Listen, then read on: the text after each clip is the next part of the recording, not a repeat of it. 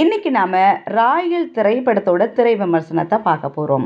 தனுஷ் இயக்கி நடிச்சிருக்கக்கூடிய ராயன் படம் இன்னைக்கு திரையரங்குகளில் வெளியாகிருக்கு. சன் பிக்சர்ஸ் தயாரிச்சிருக்க இந்த படத்திற்கு ஏ.ஆர். ரஹ்மான் இசையமைச்சிருக்கிறாரு. ராயன் படத்தோட கதை என்னன்னு பார்த்தீங்கன்னா, காத்தவராயன், முத்துவேல் ராயன், மாணிக்கவேல் ராயன் இவங்க 3 பேரும் அண்ணன் தம்பிங்க. அதாவது தனுஷ், சந்தீப் கிஷன், காளிதாஸ் ஜெயராம் இவங்க 3 சகோதரர்கள். இவங்களுக்கு ஒரே தங்கச்சி இருக்கிறாங்க, துர்கா. துஷாரா விஜயன் இந்த கேரக்டர் பண்ணியிருக்காங்க. சின்ன வயசுலேயே அவங்க பெற்றோர்களால் கைவிடப்பட்ட இவங்க அப்போவே அவங்களோட சொந்த ஊரை விட்டுட்டு சென்னைக்கு வந்துடுறாங்க. மூத்தவரான காத்தவராயன் இருக்கிறாரு நம்ம தனுஷ். அவர் தன்னோட தம்பிங்க மேலேயும் தங்கச்சி மேலேயும் ரொம்ப அளவு கடந்த பாசம் வச்சிருக்கிறாரு. ஸோ இது ஒரு பக்கம். மறுபக்கம் பாருங்களேன், சென்னையின் பிரபல ரவுடியின் மகன் சேது நம்ம எஸ்.ஜே. சூர்யா தனது தந்தையை கொன்ற துரையை எப்படியாவது பழி வாங்கணும் அப்படின்னு காத்துட்ருக்காரு. ஸோ சரவணன் இந்த கேரக்டரில் நடிச்சிருக்காரு. இவங்களுக்கு இடையில் எப்படியாவது மோதலை ஏற்படுத்தி அவங்கள மொத்தமாக அழிக்கணும்னு நினைக்கிற போலீஸாக வலம் வராரு நம்ம பிரகாஷ்ராஜ். ஸோ இப்படி போயிட்டு இருக்கும்போது காலேஜில் படிச்சுட்டு இருக்கக்கூடிய கடைசி தம்பி மாணிக்கம் அடிக்கடி ஏதாவது தகராறு பண்ணிட்டு பிரச்சனையில் மாட்டிக்கிறது, இப்படிப்பட்ட விஷயங்கள்லாம் நிறைய நடந்துட்டுருக்குது. முத்து திருமணத்திற்காக காத்திருக்கும் தங்கை துர்கா எப்போவுமே முகத்தை சீரியஸாக வச்சுட்டு இருக்கக்கூடிய சைலண்ட்டாக இருக்கும் ராயன் என ஃபர்ஸ்ட் ஆஃப் இப்படியே போயிட்டுருக்கு. எதிர்பார்க்காம நடக்கக்கூடிய 2 ரவுடிகளுக்குமான இடையிலான மோதல்ல ராயனின் தம்பி முத்து மாட்டிக்கிறாரு.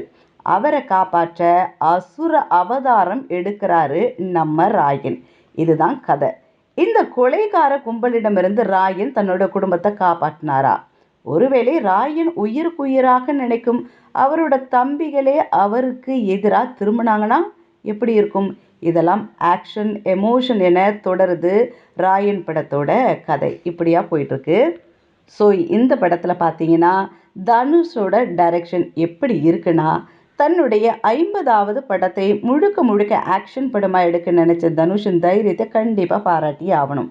நம்பகத்தன்மையான கதைக்களத்தை உருவாக்குவதற்கும் போலித்தன்மை இல்லாமல் கதாபாத்திரங்களை இயல்பாக உருவாக்குறதுக்கும் வெற்றிமாறனின் வடசென்னை தனுஷுக்கு ரொம்ப பெரிய பக்கமலமாக இருந்திருக்கும். அதான் நிச்சயம் அப்படின்னே சொல்லலாம்.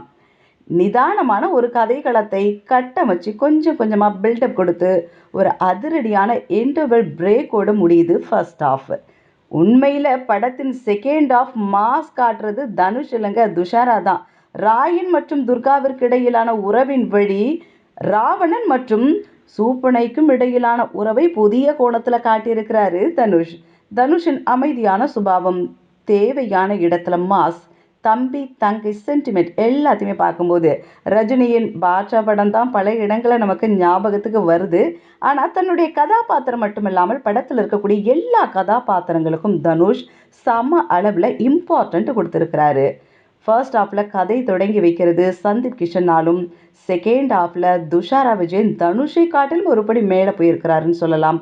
படம் முழுக்க வரும் செல்வராகவன், 2ஆம் பாதியில் கவனம் பெறும் எஸ்.ஜே. சூர்யான்ட்டு திரைக்கதையில் இருக்கக்கூடிய சின்ன சின்ன தொய்வுகளை நடிகர்கள் தங்கள் நடிப்பால் எளிதாக மறைச்சிருக்கிறாங்க. தேவையற்ற ஆக்ஷன் காட்சிகளை ஒரு சில இடங்களில் தவிர்த்துட்டு ட்ராமாவை இன்னும் கொஞ்சம் டெவலப் பண்ணியிருக்கலாமோ அப்படின்னு தோணுது. அப்பப்போ நெல்சன் பாணியில் வரக்கூடிய டார்க் காமெடிகள் ஓகே ஒர்க் அவுட் ஆயிருக்குன்னே சொல்லலாம். அப்படி இருந்தாலும் ஹியூமரில் கொஞ்சம் கஞ்சத்தனம் காட்டியிருக்கிறாரு தனுஷ் அப்படின்னு தான் சொல்ல தோணுது. செம்ம கெத்தாக அறிமுகமாயிருக்கிறாரு பிரகாஷ்ராஜ். வழக்கமான குள்ளநரி ரோலில் செம்மையாக பண்ணியிருக்கிறாரு போங்க. ஏ.ஆர். ரஹ்மானின் பின்னணி இசையும் பாடல்களும் படத்தின் மிகப்பெரிய பலம்.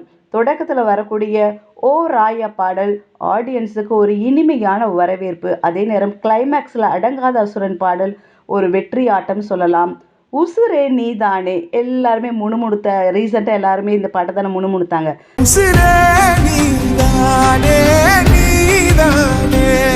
ஸோ உசுரே நீதானே என்ற ரஹ்மான் பாடும் அண்ணன் தங்கைக்கான பாடல் பார்த்தீங்கன்னா தனுஷ் ஒருவரை ஒருவர் பார்த்துக்கொள்ளும் ஒரு ஷாட் இருக்குது. திரையரங்கில் வரக்கூடிய ரியாக்ஷனே இந்த பாட்டு எப்படி இருந்துச்சுன்னு சொல்ல தோணுது.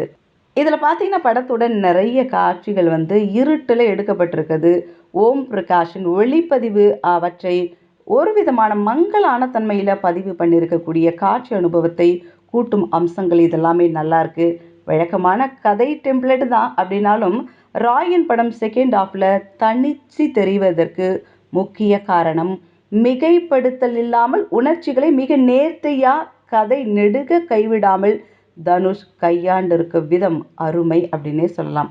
பட் பார்த்தாலும் பாருங்கள், இப்போ வரக்கூடிய ஆக்ஷன் படம் எல்லாமே சண்டை, கத்தி, குத்து, ரத்தம் இப்படின்னு தான் நிறைய பிரதிபலிக்குது. இப்போ வரக்கூடிய ஆக்ஷன் படம்லாம் இப்படி தான் போயிட்டுருக்குது. ஸோ இது எல்லாருக்குமே பிடிக்குமான்னா அது ஒரு பெரிய கேள்விக்குறி தான். பட் இருந்தாலும் ராயனை ஒரு முறை போய் கண்டிப்பாக விசிட் பண்ணிட்டு வாங்க. வல்லவன் உங்களில் ஒருவன்